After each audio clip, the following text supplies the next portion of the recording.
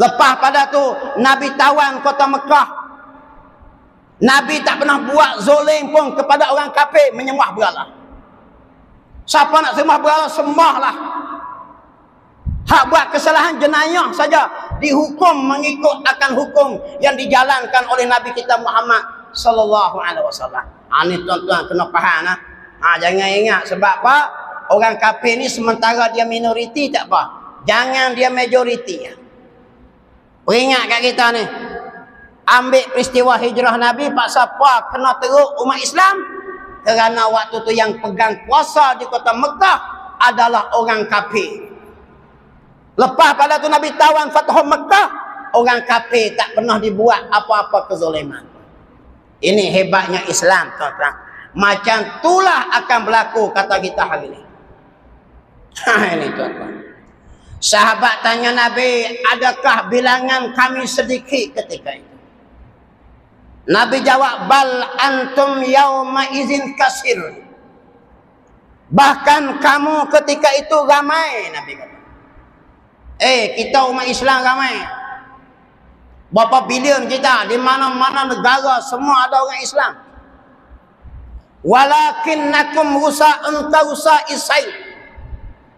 Nabi kata, tapi banyak kamu, ramai kamu ketika itu bagaikan buih di waktu banjir. Apa maksud buih di waktu banjir? Umat Islam ramai tapi tak ada kualiti. Berapa ramai umat Islam yang tak reti fardu ain. Ni kecing basuh tak reti berlambak lagi. Akidah tak faham apa dia akidah. Hak tak semayang jangan kira lah.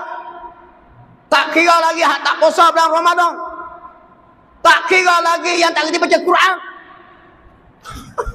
Ini Nabi sebut apa dia? Ramai kamu ketika itu macam buih di waktu banjir. Allahu akbar, tuan-tuan. Wala yanzi'annallah min suduri aduwikum al-mahabata minkum. Allah mencabut rasa gerun terhadap kamu dari musuh kamu. Tu tuan-tuan, jangan heran hari ini. Orang kafir seluruh dunia ni hina Islam. Hina Nabi Muhammad, pijak Quran. Ada yang kena tu buat lokeh gambar Nabi Muhammad. Hina perundangan Islam. Tak kira lah dalam negara kita pun ada, luar negara pun ada. Hari-hari tengok. Saya guru tuan-tuan, bukan ahli politik. Nak siap-siap. Saya cakap sebagai seorang Islam, kita berlapang dada. Agama kita nombor satu dulu. Jangan duk kira parti politik apa tuan-tuan. Fikir Islam tu. Saya cakap sebagai seorang Islam. Tengok sebagai seorang Islam apa perasaan kita. Orang hina Islam tak heran langsung. Pasal apa? Pasal Nabi sebut Allah cabut rasa takut terhadap kamu dari hati musuh kamu. Hari ini dia menghina Islam, esok kita belarak cabar, esok lusa dia hina pula. Kita tunjuk isyarat amaran, jangan hina Islam. 2 minggu depan dia buat pula. Sebab apa? Nabi sebut Allah cabut rasa takut terhadap kamu dari hati musuh kamu. Jadi orang kafir tengok kita tak takut, tuan-tuan. Jadi macam rimau tua tak ada gigi kita ni. Nampak tak hebat dah kita? Hebat dengan mufti tiap-tiap butir negeri. Ustaz, tok guru berjanggut panjang, janggut pendek, serban tak ada ekor, serban ada ekor. Pondok lama-lama. Betul tak? Masjid kita, tuan-tuan tengok, masjid baling sudah. Ni, masjid pekan baling ni. Angkatan tentera Malaysia kita, Melayu Islam kita belakang. Polis pun Islam kita. Bomba pun Islam kita. Tapi ada orang kafir takut. Orang kafir tak takut. Sebab Nabi kata Allah cabut rasa takut terhadap kamu dari hati musuh kamu. Sebab siapa? Salah kita sendiri. Wala yakzifannallah fi qulubikum alwahna. Allah bubuh masuk dalam hati kita waktu tu penyakit wahan. Apa penyakit wahan? Hubbud dunia wa karahiyatul maut. Kita umat Islam kena cinta dunia, takut ke mati, benci ke mati. Cinta pangkat, tak peduli agama nak jadi apa, jadi pangkat ada sudah. Cinta akan kedudukan, cinta glamour, cinta kedua ringgit, agama nak jahanam pun bertegilah nak jadi apa pun. Tu dia panggil cinta dunia kita ni. Orang yang ada jabatan makan rasuah.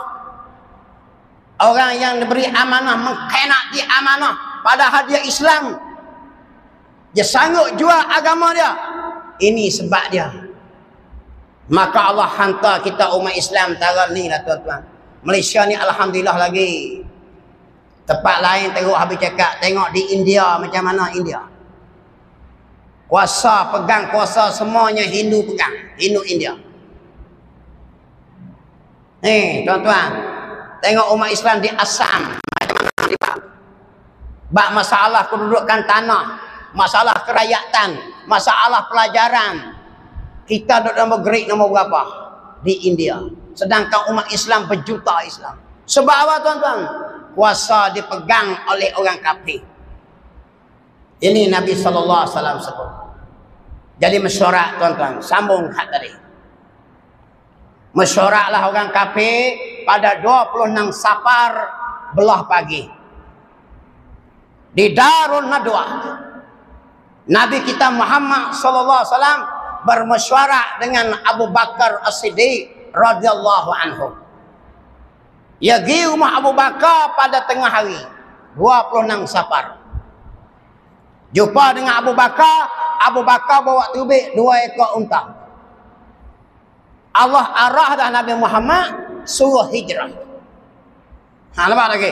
Itu dia panggil sirah perjalanan Nabi kita Muhammad sallallahu alaihi wasallam.